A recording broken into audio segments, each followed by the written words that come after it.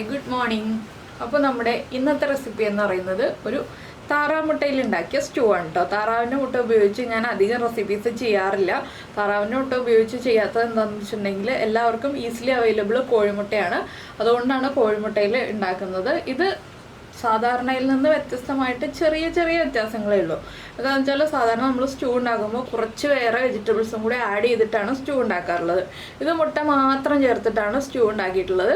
അപ്പോൾ നിങ്ങൾ ഇതുപോലെ സ്റ്റൂ ഉണ്ടാക്കി നോക്കിയിട്ടില്ലെങ്കിൽ ഉറപ്പായിട്ടൊന്ന് ട്രൈ ചെയ്ത് നോക്കൂ. നമുക്ക് എങ്ങനെയാണ് നമ്മുടെ ഈ ഒരു സ്റ്റൂ തയ്യാറാക്കുന്നതെന്ന് നോക്കാം. നമുക്ക് നമ്മുടെ ഇൻഗ്രീഡിയൻസ് നോക്കാം. ഞാനിപ്പോൾ 3 മുട്ട എടുത്തിട്ടുണ്ട്. താറാവിൻ്റെ മുട്ടയാണ്, കോഴിമുട്ടയല്ല. അതിലേക്കായിട്ട് 2 മീഡിയം വലിപ്പമുള്ള സവാള എടുത്തിട്ടുണ്ട്, കുറച്ച് മല്ലിയില എടുത്തിട്ടുണ്ട്, പിന്നെ ഒരു 7-8 കാഷ്യൂനട്ട് എടുത്തിട്ടുണ്ട്, ഒരു പീസ് ഇഞ്ചി നീളത്തിൽ കട്ട് ചെയ്ത് വെച്ചിട്ടുണ്ട്, 6-7 അല്ലി വെളുത്തുള്ളി നീളത്തിൽ കട്ട് ചെയ്ത് വെച്ചിട്ടുണ്ട്, 4-5 പച്ചമുളക് സ്പ്ലിറ്റ് ചെയ്ത് വെച്ചിട്ടുണ്ട്. പച്ചമുളകിൻ്റെ എണ്ണം നിങ്ങളുടെ എരിവിൻ്റെ അനുസരിച്ച് എടുക്കുക കേട്ടോ. എന്താണെന്ന് വെച്ചാൽ ചിലർക്ക് നല്ല എരിവ് ഇഷ്ടമായിരിക്കും, ചിലർക്ക് എരിവ് കുറവായിരിക്കും ഇഷ്ടം. പിന്നെ ഒരു കുഞ്ഞ് തക്കാളി എടുത്തിട്ടുണ്ട്. നിങ്ങളുടെ കയ്യിൽ വലിയ തക്കാളി ആണെന്നുണ്ടെങ്കിൽ ഒരെണ്ണത്തിൻ്റെ 1/4 ഭാഗം എടുക്കുക. ചെറിയ തക്കാളി ആണെന്നുണ്ടെങ്കിൽ 1-ന്റെ പകുതി എടുക്കുക. എൻ്റെ കയ്യിൽ ചെറിയ തക്കാളി ഉണ്ടായതുകൊണ്ട് ഞാനിപ്പോൾ ഒരു ചെറിയ തക്കാളി എടുത്തിട്ടുണ്ട്. അപ്പോൾ ആദ്യം നമുക്ക് ഈ സവോളയൊക്കെ ഒന്ന് വഴറ്റിയെടുക്കണം. കുറച്ച് കാര്യങ്ങൾ വഴറ്റിയെടുത്തിട്ട് വേണം നമുക്ക് ബാക്കിയുള്ള കാര്യങ്ങൾ ചെയ്യാൻ. പിന്നെ വേണ്ടത് തേങ്ങയുടെ 2-ാം പാലും 1-ാം പാലും ആണ്. 2-ാം പാല് 1 കപ്പും 1-ാം പാല് 1/4 കപ്പും മതി. അപ്പോൾ നമുക്ക് ആദ്യം വഴറ്റാനുള്ള കാര്യങ്ങൾ നോക്കാം. അപ്പോൾ നമ്മുടെ പാൻ ചൂടായി വന്നിട്ടുണ്ട്. നമുക്കിതിലേക്ക് വെളിച്ചെണ്ണ ചേർക്കാം. നമ്മുടെ സവോള ഒന്ന് വഴറ്റിയെടുക്കാൻ ആവശ്യമായിട്ടുള്ള വെളിച്ചെണ്ണയാണ് ചേർക്കുന്നത്. ഒരുപാട് വെളിച്ചെണ്ണ വേണ്ട. ഇതിലേക്ക് ആദ്യം നമ്മുടെ ഇഞ്ചി വെളുത്തുള്ളി കട്ട് ചെയ്ത് വെച്ചിരിക്കുന്നത് അത് ചേർത്ത് കൊടുക്കുക. അതിലേക്ക് പിന്നെ നമ്മൾ ചേർക്കുന്നത് നമ്മുടെ സവോളയാണ്. ഇതൊന്ന് കളറ് മാറിപ്പോവാതെ വഴറ്റിയെടുക്കുക. കുറച്ച് ഉപ്പും കൂടി ചേർത്തിട്ട് ലൈറ്റായിട്ടൊന്ന് വഴറ്റിയെടുക്കുക. കളറ് മാറിപ്പോയിട്ടുണ്ടെങ്കിൽ നമ്മുടെ സ്റ്റൂവിൻ്റെ കളറ് മാറിപ്പോവും. അതുകൊണ്ട് ലൈറ്റായിട്ടൊന്ന് വഴറ്റിയെടുക്കുക. കുറച്ച് ഉപ്പും കൂടി ചേർത്തിട്ടാണ് ഞാൻ വഴറ്റുന്നത്. ഇതിലേക്ക് വേറെ ഇൻഗ്രീഡിയൻസ് ഒന്നും ഇപ്പോൾ നമുക്ക് ചേർക്കാനില്ല കേട്ടോ. ഉപ്പ് മാത്രമേ ചേർക്കാനുള്ളൂ. ഇതൊന്നിനി കുക്കായി വരട്ടെ. ജസ്റ്റ് ഒന്ന് സോഫ്റ്റായി വരാനേ പാടുള്ളൂ. ഇതിലേക്ക് നമുക്ക് ഇനി ചേർക്കേണ്ടത് നമ്മുടെ കാഷ്യൂനട്ടും കൂടിയാണ്. കാഷ്യൂനട്ട് സോക്ക് ചെയ്യാനൊന്നുമില്ല, ജസ്റ്റ് നമ്മുടെ ഈ സവോളയുടെ കൂടെ ചേർത്തിട്ട് ഒന്ന് വഴറ്റിയെടുത്തിട്ട് അരച്ചെടുക്കാനേ ഉള്ളൂ. അപ്പോൾ ഞാൻ ഈ ഒരു സ്റ്റൂവിൻ്റെ കൂടെ ഉണ്ടാക്കുന്നത് ഇടിയപ്പമാണ്. അപ്പോൾ നിങ്ങൾക്ക് ഇടിയപ്പത്തിൻ്റെ കൂടെ, പാലപ്പത്തിൻ്റെ കൂടെ, പൊറോട്ടയുടെ കൂടെ ഒക്കെ ഈ ഒരു സ്റ്റൂ ഉണ്ടാക്കാം. കൂടുതൽ നല്ലത് ഇടിയപ്പത്തിൻ്റെ കൂടെയും പാലപ്പത്തിൻ്റെ കൂടെയൊക്കെ ആയിരിക്കും. അപ്പോൾ നിങ്ങൾ എന്തായാലും ഈ ഒരു റെസിപ്പി ഒന്ന് ട്രൈ ചെയ്ത് നോക്കൂ. അപ്പോൾ ഞാനിതൊന്ന് വഴറ്റിയെടുക്കട്ടെ. അപ്പോൾ നമ്മുടെ സവോളയുടെ കളറൊന്ന് ട്രാൻസ്പെറൻ്റ് ആയി തുടങ്ങിയിട്ടുണ്ട്. ഇത്രയും മതി കേട്ടോ. ഇതിലും കൂടുതൽ മാറിയിട്ടുണ്ടെങ്കിൽ നമ്മുടെ ഗ്രേവിയുടെ കളർ മാറിപ്പോവും. അതുകൊണ്ട് ഞാനിപ്പോൾ ഫ്ലെയിം ഓഫ് ചെയ്യാണ്. ഇനി ചൂടൊന്ന് കുറഞ്ഞു വരുമ്പോൾ നമുക്കിത് കുറച്ച് വെള്ളം ചേർത്ത് മിക്സിയുടെ ജാറിൽ അരച്ചെടുക്കാം. വെള്ളം ചേർത്ത് തന്നെ അരയ്ക്കണം, അപ്പോഴേ നന്നായിട്ട് അരിഞ്ഞ് കിട്ടുള്ളൂ. അതിനുശേഷം നമുക്ക് ബാക്കിയുള്ള കാര്യങ്ങൾ ചേർത്തിട്ട് ഇനി ഗ്രേവി റെഡിയാക്കി എടുക്കാം. അപ്പോൾ നമ്മുടെ സവോള വഴറ്റിയതൊക്കെ അരച്ചെടുത്തിട്ടുണ്ട്. ഇനി നമുക്ക് അതേ പാനിൽ തന്നെ വീണ്ടും വെളിച്ചെണ്ണ ചേർത്ത് കൊടുക്കാം. ഇപ്പോൾ കുറച്ച് വെളിച്ചെണ്ണ കൂടുതൽ ചേർത്തിട്ടുണ്ട്. ആദ്യം ചേർത്തതിനേക്കാൾ കുറച്ചുകൂടി ചേർത്തിട്ടുണ്ട്. ഇതിലേക്ക് ഒരു 3 ഏലക്ക, 1 പീസ് പട്ട, 4 ഗ്രാമ്പു ഇത്രയും ചേർക്കുന്നുണ്ട്. ഇതൊന്ന് ചൂടായി വരട്ടെ. ഇതൊന്ന് ചൂടായി തുടങ്ങുമ്പോൾ ഞാനൊരു 1/4 ടീസ്പൂൺ കുരുമുളക് ചേർക്കുന്നുണ്ട്. ഇനി ഇതിലേക്ക് നമ്മൾ അരച്ച് വെച്ചിരിക്കുന്ന അരപ്പ് ചേർത്തൊന്ന് വഴറ്റിയെടുക്കാം. അരപ്പ് വേഗം തിക്കായി വരും നമ്മുടെ കാഷ്യൂനട്ട് ഉള്ളതുകൊണ്ട്. അരപ്പിൻ്റെ കൂടെ തന്നെ പച്ചമുളക് ചേർത്ത് കൊടുക്കുക.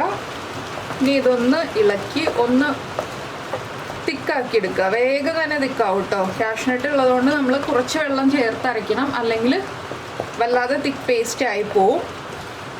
അപ്പോൾ അരപ്പിൽ ഉപ്പുണ്ട്, അതുകൊണ്ട് ഞാനിപ്പോൾ ഉപ്പ് ചേർക്കുന്നില്ല. ഇനി നമുക്ക് ഇതിലേക്ക് ഈ തക്കാളി ഒന്ന് കട്ട് ചെയ്ത് ചേർത്ത് കൊടുക്കാം. തക്കാളി മെയിനായിട്ട് നമ്മൾ ഒരു ഭംഗിക്ക് വേണ്ടിയാണ് ചേർക്കുന്നത്.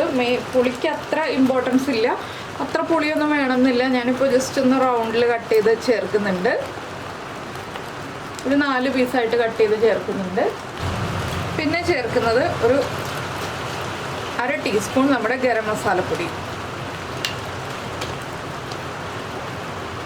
ഇതും കൂടി ചേർത്ത് നന്നായിട്ടൊന്ന് ഇളക്കി ഈ അരപ്പിൻ്റെ ആ ഒരു റോ ടേസ്റ്റ് ഒന്ന് മാറി വരുന്നത് വരെ ഇളക്കിയെടുക്കുക.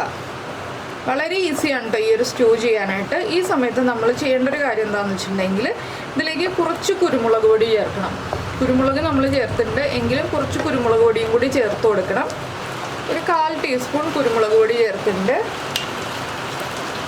പിന്നെ പിന്നെ നമ്മുടെ മുട്ടയൊന്ന് വരഞ്ഞു കൊടുക്കണം. നിങ്ങൾക്ക് മുട്ടയിലേക്ക് മസാലകളൊക്കെ പിടിക്കാനാണ് ഒന്ന് വരഞ്ഞു കൊടുക്കണം എന്ന് പറയുന്നത്. അപ്പോൾ ഞാനൊന്ന് മുട്ടയും കൂടി വരഞ്ഞു വയ്ക്കട്ടെ. അപ്പോൾ ഈ മസാല ഒന്ന് കുറുകി വരും. അപ്പോൾ നമ്മുടെ മസാല ഒന്ന് കുറുകി തുടങ്ങിയിട്ടുണ്ട്. ഇനി നമുക്കിതിലേക്ക് നമ്മൾ വരഞ്ഞു വെച്ചിരിക്കുന്ന മുട്ട ഇട്ട് കൊടുക്കാം.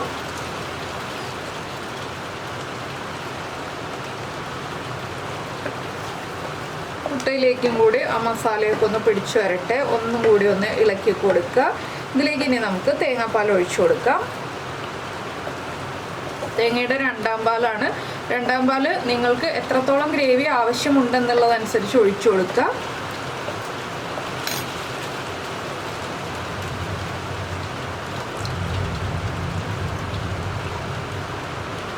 പിന്നെ 2ാം പാലിൽ കിടന്നിട്ട് നന്നായിട്ടൊന്ന് തിളച്ച് ഒന്നുകൂടി ഒന്ന് കുറുകി വരട്ടെ. അതിനുശേഷം നമുക്ക് ബാക്കിയുള്ള കാര്യങ്ങളൊക്കെ ചേർക്കാം. അപ്പോൾ 2ാം പാല് ചേർത്ത് തിളച്ച് കുറുകി കഴിഞ്ഞിട്ടേ ഉപ്പൊക്കെ ചെക്ക് ചെയ്യുന്നുള്ളൂ.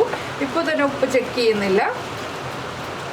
ആ പച്ചമുളകിൻ്റെ എരിവൊക്കെ ഒന്ന് ഇറങ്ങി വന്നതിന് ശേഷം നമുക്ക് ഉപ്പൊക്കെ ചെക്ക് ചെയ്യാം. ഇതൊന്ന് അടച്ചു വെച്ച് കുക്ക് ചെയ്യാം. മുട്ടയിലേക്ക് എരിവും ഉപ്പും എല്ലാം ഒന്ന് പിടിച്ചു വരട്ടെ. നമ്മുടെ ആ സ്പൈസസിൻ്റെ ടേസ്റ്റൊക്കെ ഒന്ന് പിടിച്ചു വരട്ടെ. അതുവരെ നമ്മളൊന്ന് അടച്ചു വയ്ക്കാം. അപ്പോൾ നമ്മുടെ സ്റ്റ്യൂ ഫൈനൽ സ്റ്റേജിലേക്ക് എത്തുന്നുണ്ട്. ഫ്ലെയിം ഓഫ് ചെയ്യുക. അതിനുശേഷം 1ാം പാല് ചേർക്കുക. എന്താണെന്ന് വെച്ചിട്ടുണ്ടെങ്കിൽ 1ാം പാലാണ് പിരിഞ്ഞു പോവും. അപ്പോൾ ഒരു 1/4 കപ്പ് 1ാം പാല് ചേർക്കുക. ഇനി തിളക്കരുത്, ഒന്ന് ഇളക്കി കൊടുക്കുക. വളരെ സിമ്പിളല്ലേ, എല്ലാവർക്കും എളുപ്പത്തിൽ ചെയ്യാൻ പറ്റിയ റെസിപ്പിയാണ്. ഇനി ഇതിലേക്ക് കുറച്ച് കറിവേപ്പില, കുറച്ച് മല്ലിയില ഇത്രയും ചേർത്ത് കഴിഞ്ഞാൽ നമ്മുടെ സ്റ്റ്യൂ ഏത് പലഹാരത്തിൻ്റെ കൂടെയാണെങ്കിലും, അപ്പത്തിൻ്റെ കൂടെയാണെങ്കിലും, ഇടിയപ്പത്തിൻ്റെ കൂടെയാണെങ്കിലും ഒക്കെ കഴിക്കാൻ റെഡി ആയി കഴിഞ്ഞു. അപ്പോൾ നിങ്ങളെല്ലാവരും ഉണ്ടാക്കി നോക്കിയിട്ട് ഫീഡ്ബാക്കൊക്കെ അറിയിക്കുക. ഇഷ്ടമായോ ഇല്ലയോ എന്നുള്ളത്. ഇഷ്ടമായി കഴിഞ്ഞിട്ടുണ്ടെങ്കിൽ ഒന്ന് ലൈക്ക് ചെയ്യാനും മറന്നു പോകരുത്. അപ്പോൾ താറാവിൻ്റെ മുട്ടയും കോഴിയുടെ മുട്ടയും ഒക്കെ ഉപയോഗിച്ച് ചെയ്യാം. നിങ്ങൾക്ക് ഏത് മുട്ടയാണോ ഇഷ്ടം ആ മുട്ട ഉപയോഗിച്ച് ഈ ഒരു റെസിപ്പി ഉണ്ടാക്കിയിട്ട് നമ്മുടെ വീഡിയോയുടെ താഴെ കമൻറ്റ് ചെയ്യാൻ മറന്നു പോകരുത് കേട്ടോ. അതുപോലെ തന്നെ നമ്മുടെ ചാനൽ ആദ്യമായിട്ട് കാണുകയാണെങ്കിൽ നമ്മുടെ വീഡിയോ പ്രസൻറ്റ് ചെയ്യുന്ന രീതിയൊക്കെ ഇഷ്ടമായി എന്നുണ്ടെങ്കിൽ നമ്മുടെ ചാനലൊന്ന് സബ്സ്ക്രൈബ് ചെയ്ത് സപ്പോർട്ട് ചെയ്യണേ. ഈ ഒരു വീഡിയോ ചെയ്യാനായിട്ട് മാക്സിമം ഒരു 8 മിനിറ്റ് അല്ലെങ്കിൽ 9 മിനിറ്റ് അത്ര സമയം എടുക്കുള്ളൂ കേട്ടോ. അപ്പോൾ എന്തായാലും എല്ലാവരും ട്രൈ ചെയ്ത് നോക്കുക. നമ്മുടെ ചാനൽ സപ്പോർട്ട് ചെയ്യുന്നതിന് നമ്മുടെ ചാനലൊന്ന് സബ്സ്ക്രൈബ് ചെയ്യണം. സബ്സ്ക്രൈബ് ചെയ്യുന്നതിന് ഈ വീഡിയോയുടെ താഴെയുള്ള റെഡ് സബ്സ്ക്രൈബ് ബട്ടൺ ഒന്ന് ക്ലിക്ക് ചെയ്യുക.